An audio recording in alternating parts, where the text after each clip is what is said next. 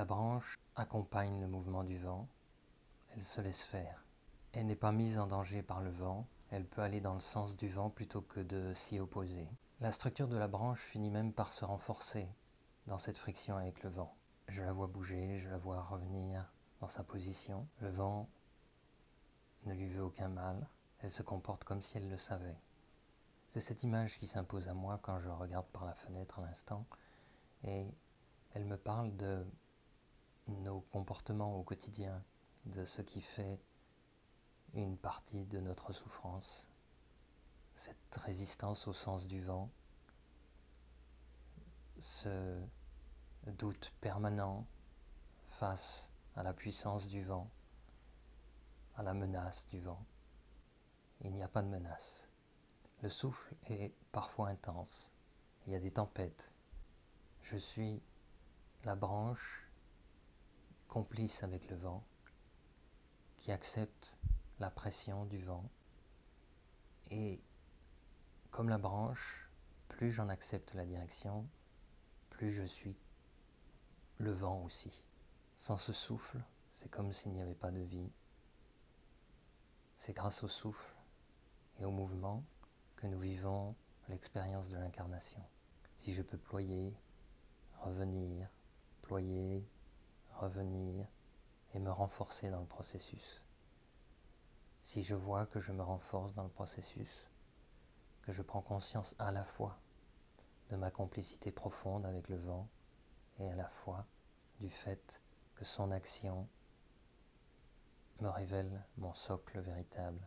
Je suis comme la branche, je connais ma racine, mon tronc, je sais que je m'appuie à ces endroits, que le socle n'est pas dans l'absence de vent.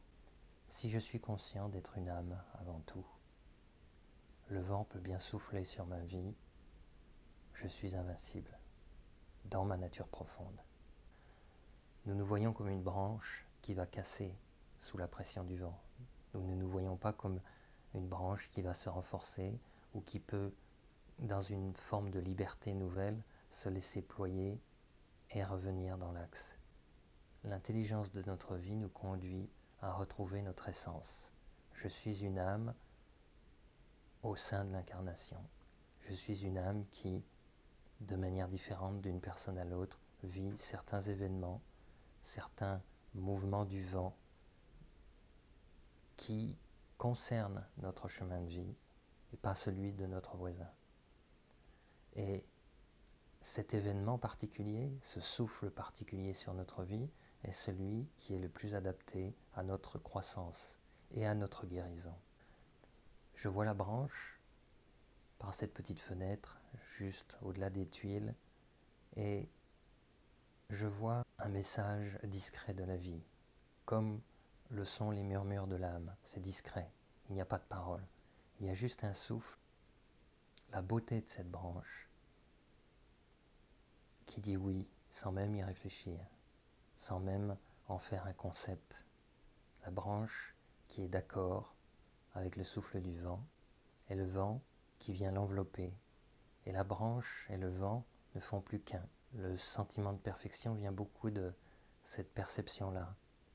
Il y a une unité de la branche et du vent. Et nous sommes souvent dans cette position en résistance. Et vous pouvez prendre pratiquement tous les événements de votre vie, toutes les choses auxquelles vous pensez, même à l'instant, quelque chose qui s'est passé il y a 5 minutes, hier, la semaine dernière, il y a 10 ans. La plupart de ces situations, vous avez tendance à les extraire de ce chemin de vie tel que je le présente.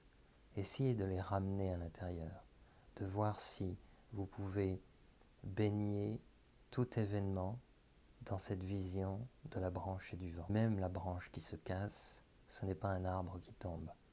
Notre nature essentielle, les racines de notre existence restent profondément ancrées dans le vivant. Mon âme me dit, regarde cette douceur, il y a un enseignement dans cette vision, dans cette image, dans ce mouvement. C'est pourquoi on ne peut pas négliger la force de cette image. Il y a quelque chose à prendre en soi profondément, à laisser descendre le fait que nous sommes trop souvent en opposition, en résistance. Bien sûr que les médias, la vie quotidienne, les autres ont tendance à nous renvoyer à la nécessité de faire attention, de se sentir menacé, de se protéger, parce que le monde tel qu'on nous le présente est toujours une sorte de danger permanent pour notre intégrité, pour notre vie. Il y a de grandes tempêtes qui se révèlent être de grandes occasions de transformation. On le dit, mais pour le vérifier vraiment, il faut avoir une relation un peu différente à la tempête. Nous sommes tous amenés à un moment ou à un autre à dire non, à grincer des dents, à être en opposition parce que ça vient par surprise, parce que nous sommes humains, parce que nous ne sommes pas des héros. Je ne parle pas de ce moment de l'impact, le premier souffle du vent qui arrive de façon inattendue. Dans ce moment-là, pourquoi pas? Quelque chose grince, la branche semble résister. Mais c'est une fraction de seconde. C'est le moment de la surprise, celui qu'on peut éventuellement s'accorder. Mais très vite, en tant qu'être conscient, nous acceptons le mouvement et nous essayons de nous inscrire en lui, de l'inscrire en nous, d'être en accord. Voyez dans les relations, par exemple, comment la parole de quelqu'un, une parole dure, une incompréhension, peuvent ressembler à une véritable tempête à l'intérieur de soi.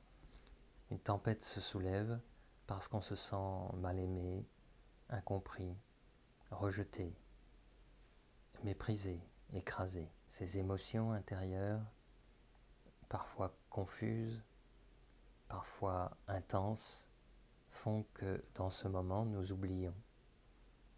Nous ne pouvons plus voir la branche, la beauté calme de la branche qui accompagne le vent. Nous ne pouvons pas le voir parce que nous ne sommes plus qu'une tempête. Nous sommes identifiés à la turbulence. Quelqu'un dit quelque chose à mon sujet, je le ressens comme terriblement injuste, ça m'impacte profondément, c'est le vent. Dans ma nature profonde, je ne suis pas concerné par le regard de l'autre. Je n'ai pas besoin de ce regard pour exister, pour connaître ma valeur profonde. Je vais dans le sens du vent, je reçois ce qui m'est dit et je le laisse me traverser. Il y a juste peut-être ce petit mouvement comme celui de la branche, quelque chose ploie à l'intérieur, je suis humain, quelque chose ploie, quelque chose bouge et je reviens dans mon axe. Il n'y a en réalité aucune menace dans la parole de quelqu'un à notre sujet. Ça n'a aucune importance. Au fond, ça n'a aucune importance. Et si vous me dites, oui, au fond, ça n'a pas d'importance, mais à un certain niveau, c'est trop dur pour moi, vous créez une dualité. Il n'y a aucun intérêt à entretenir cette dualité parce qu'elle nous conduit à renforcer la résistance, renforcer l'attitude de la victime qui a de bonnes raisons de souffrir et de pointer du doigt le bourreau. Envisagez d'abord d'entendre quelque chose qu'on n'a pas envie d'entendre, de le prendre en soi comme si ce n'était pas une menace, comme si ça ne pouvait pas nous détruire, évidemment, comme si ça ne remettait pas en question ce que l'on est. Envisagez cette direction-là, qui est la bonne, puisqu'au fond, au niveau de la strate de l'âme, il y a déjà cette conscience que tout est résolu et qu'il n'y a pas de problème. L'âme sourit devant l'insulte. Il y a ce moment de l'impact et ce moment où on se souvient de l'enseignement. Le vent est ce qu'il est, il est changeant, impétueux, parfois surprenant. Je suis un petit homme, une petite femme, et je peux ressentir cet impact. Mais très vite, je ne me complais pas dans le statut de la victime. Je ne suis pas une branche qui va casser. Je n'ai pas de raison de me durcir. Je dois pouvoir restaurer cette perception de l'âme qui sait profondément qu'elle n'est pas atteinte, évidemment. Je ne suis pas atteint dans mon essence et je ne le suis jamais. Le sens du vent est aussi le sens de mon chemin de vie.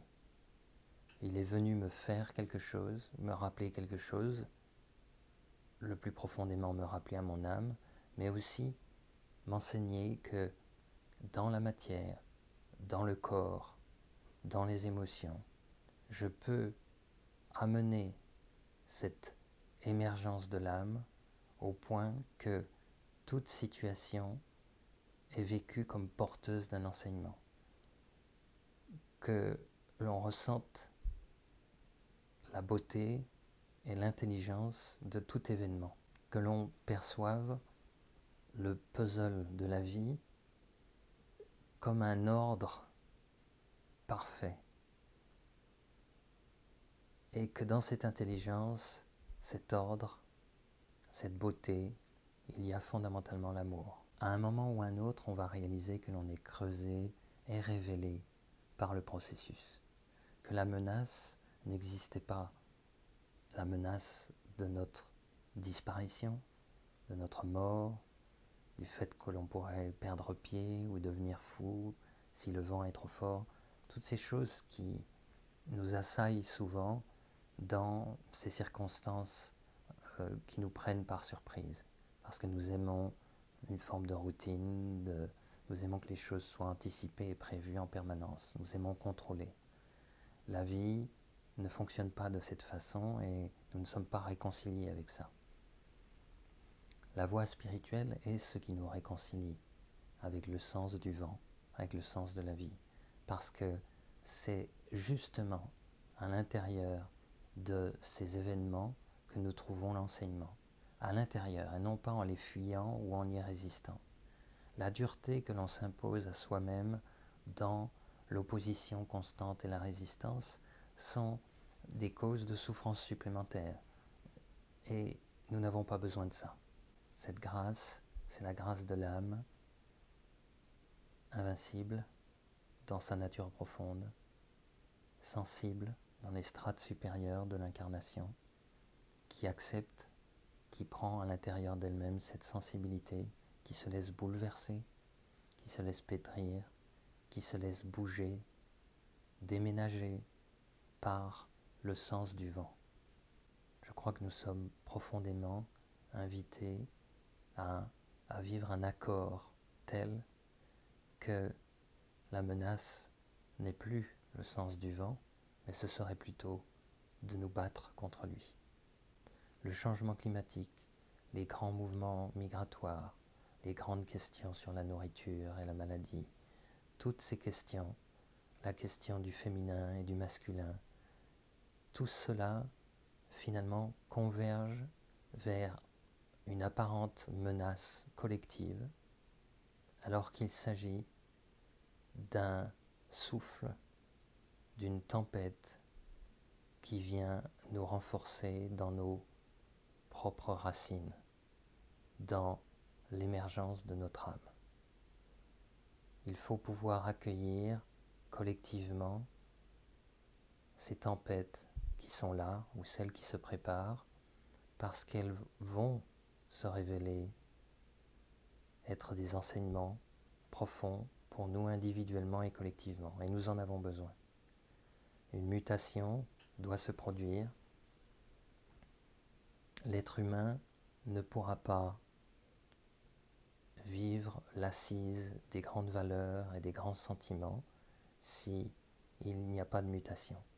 Nous devons grandir à un point où même des régions de notre cerveau nouvelles doivent se créer pour que nous puissions vraiment vivre et exprimer l'amour, la compassion, mais la paix aussi et la joie. Que nos grands idéaux ne soient pas fondés sur rien du tout. Il doit y avoir ce socle de l'âme pour que s'accomplisse une nouvelle humanité. Si elle doit exister, si nous ne sommes pas les prochains dinosaures, alors nous devons grandir à un point que nous n'imaginons pas encore aujourd'hui. Nous avons cru trop longtemps être des maîtres du monde, de la nature, des animaux, en combat, en attitude de protection contre tout ça. Et aujourd'hui, nous devons apprendre un nouveau mode de fonctionnement qui est celui de l'accord, de la complicité, de l'accompagnement avec une intelligence qui nous dépasse. On a déjà entendu cette expression dans le passé, une ère nouvelle. Beaucoup de gens n'y croient pas, tant de personnes ont essayé. Mais là, cette ère nouvelle, elle se profile parce que c'est quitte ou double, nous n'avons pas le choix. Notre espèce, si elle doit survivre, doit grandir radicalement. Et cette radicalité, elle est verticale. Elle doit puiser vers les strates profondes, la strate de l'âme, de l'intuition et du sentiment en particulier. Je suis une âme, je suis une branche. Je suis l'âme dans la branche. Et je suis l'âme dans le souffle du vent. Je suis la branche qui ploie délicatement, gracieusement. Et je suis le vent. Parce que, d'une certaine façon, l'âme du vent est la même que ma propre âme. Nous ne sommes pas autres, nous ne sommes pas opposés, nous allons dans le même sens. Nous devons pratiquer une sorte de regard subtil sur tout événement le plus tôt possible quand il survienne, de telle façon que nous gardions, cultivions et approfondissions ce ressenti intime de l'intelligence et de l'amour dans les situations même les plus surprenantes. Je vois le soleil qui miroite sur la branche et le vent qui l'anime, et cette perfection qui a initié ces paroles en quelque sorte est toujours présente. Je vous la transmets. J'aimerais que nous arrivions à prendre à cœur d'avoir cette attitude ouverte qui va changer tant de choses dans nos relations et dans notre façon de construire ou reconstruire le monde.